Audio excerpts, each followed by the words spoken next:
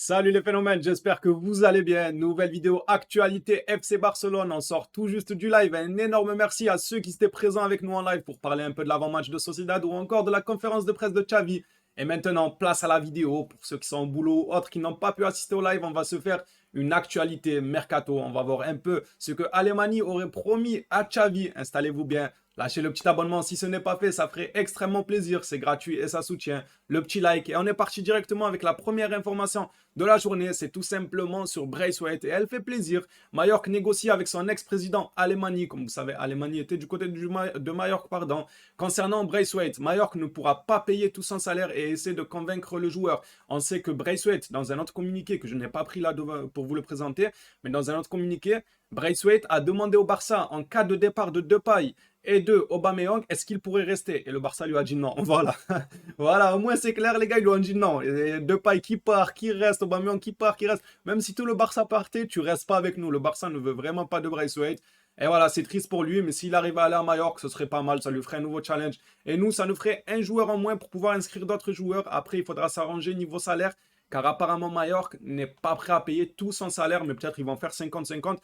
On verra. Ça dépend le Barça comment ils négocieront. On passe maintenant à Aubameyang. On nous apprend que l'offre de Chelsea à Aubameyang lui garantit 3 saisons dans l'équipe de Londres avec un salaire plus élevé que celui qu'il reçoit au Camp Nou. Donc franchement, le contrat, il est plutôt pas mal pour Aubameyang. Après, à voir s'il a envie d'aller à Londres, mais le contrat, il est plutôt pas mal. 3 saisons, il toucherait plus d'argent qu'au Barça. S'il dit non, je veux rester au Barça, il nous aime vraiment, les gars. Il nous aime vraiment. Et en plus de ça, nous aussi, on l'aime. Il a toujours répondu présent pour nous. S'il reste, nous aussi, on le veut. À chaque fois qu'on le fait rentrer, il plante son petit but, son doublé, son triplé. On se rappelle de ses buts contre le Real Madrid durant le Classico. Donc, ça tombe bien. Si jamais il refuse d'y aller, après, ouais.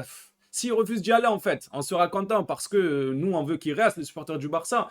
Mais en même temps, si jamais ça empêche la signature, par exemple l'inscription de Koundé ou bien la signature de Bernardo, ça serait un peu triste, mais je lui en voudrais pas. Franchement, il a répondu présent, il faut se contenter de ce qu'on a à l'heure actuelle, il a répondu présent. Si jamais il ne veut pas partir pour que Bernardo puisse venir, je lui en voudrais pas. C'est pas comme si c'était les Braithwaite, les Umtiti, ils ne servent à rien. Eux, ils ne servent à rien. Si jamais Bernardo dépendait du départ de Umtiti Braithwaite, on pourrait leur tomber dessus. Mais si ça ne dépend que d'Aubameyang et qu'Aubameyang refuse de partir, moi, je ne lui en voudrais pas. Il a toujours tout donné au club. On va parler maintenant de Memphis Depay. On nous dit que Memphis Depay, la rupture de contrat serait enfin prête entre l'entourage de Depay et le Barça. Maintenant, l'opération dépend que de la Juventus. Il pourrait être annoncé ce soir, voire demain dans la matinée. Maintenant, ça dépend plus que de la Juventus pour donner son feu vert parce que la rupture de contrat, elle est enfin prête entre le Barça et le clan de Depay. On va passer maintenant à une promesse d'Alemany. Apparemment, vous savez que le match, c'est demain contre la Real Sociedad, c'est à 22 h.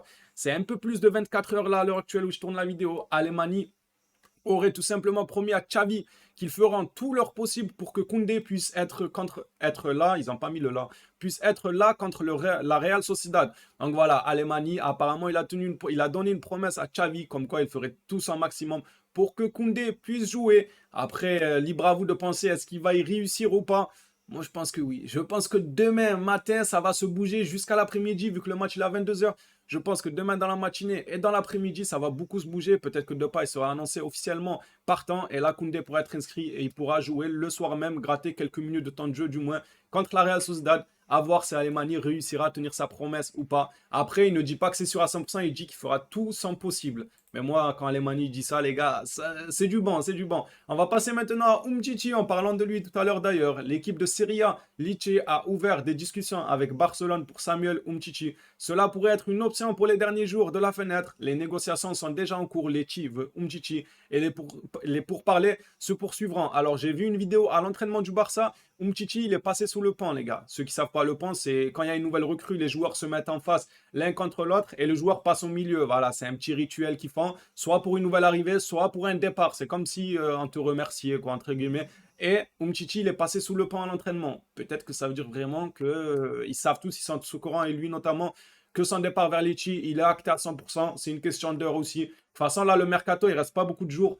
Chaque dossier, ça va être une question d'heure. Ça va vraiment être une question d'heure. C'est bien pour Umtiti qu'il puisse enfin trouver un point de chute. Ça fait plaisir pour le Barça et pour lui-même. Peut-être qu'il pourra se relancer, prendre un peu de plaisir en jouant. Car du côté du Barça, ça n'a pas toujours été joli, joli. On finit cette information, les gars. Oui, il n'y a pas eu énormément d'informations. En plus, on a parlé déjà de la conférence de presse en live, tout ça. J'aurais pu en parler en vidéo.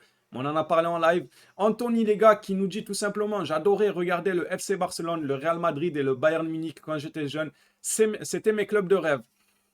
Moi, ça me fait peur. C'est cool qu'il adorait le Barça, tout ça. C'est cool, franchement, c'est cool. Mais il dit le Real Madrid aussi. Et le Real Madrid, vous savez qu'ils ont besoin d'un attaquant droit. Ils viennent en plus de perdre Casemiro. Donc, il y a de l'argent qui est rentré en caisse. Bon, ils ont assez sorti pour Tchouaméni, plus de 100 millions, il me semble. Mais ils ont quand même fait rentrer de l'argent avec la vente de Casemiro à 70 millions ou 60 millions.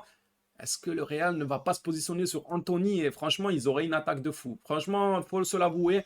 Anthony, Benzema, Vinicius, les deux là, brésiliens, gestes techniques, sans bac à faire, les gars. Ça va être n'importe quoi sur les ailes. Mais bon, j'ai confiance en mon Barça. Pour moi, notre Dembélé, Rafinha, Lewandowski n'en feront qu'une bouchée pendant les Classicos. Mais voilà, je la trouvais assez intéressante, la déclaration d'Anthony. Il nous aimait, les gars. Il aimait le Real et le Bayern. Donc, si on n'aurait pas pris Rafinha, on aurait pu le prendre. Mais comme je vous ai dit, il y en a beaucoup qui me disaient pourquoi on n'a pas pris Anthony à la place de Rafinha. Ça parle déjà en 100 millions, les gars, sans transfert. On a vu United, ils sont prêts à donner 80 millions plus 20 en bonus. C'était énorme, c'était beaucoup trop cher. Et je pense que le Real sont à peu près capables de mettre la même somme. Maintenant qu'ils ont vendu Casemiro, ils ont fait rentrer de l'argent dans les caisses. Ils sont vraiment capables, peut-être ils vont vendre leur Asensio en plus. Ils sont capables de mettre les 80 millions, 90 millions pour signer Anthony. Et les joueurs, vu que le Real faisait partie de l'un de ses clubs favoris, bah, il acceptera. Il aura un couloir libre qui devra tout simplement habiter. Franchement, ils auraient une bonne attaque. Ils auraient une bonne attaque. Bon, on finit sur ça, les gars. L'actualité a été courte. Les informations n'ont pas été nombreuses. N'hésite pas à t'abonner, ça ferait extrêmement plaisir. Le petit like. On se dit à la prochaine vidéo. Actualité FC Barcelone ou débrief de match. Demain, les gars, on passe le match ensemble contre la Real Sociedad. Merci à tous ceux qui suivent les actualités régulièrement. Ça fait plaisir. Un énorme merci à vous pour votre soutien. Prenez soin de vous, les phénomènes.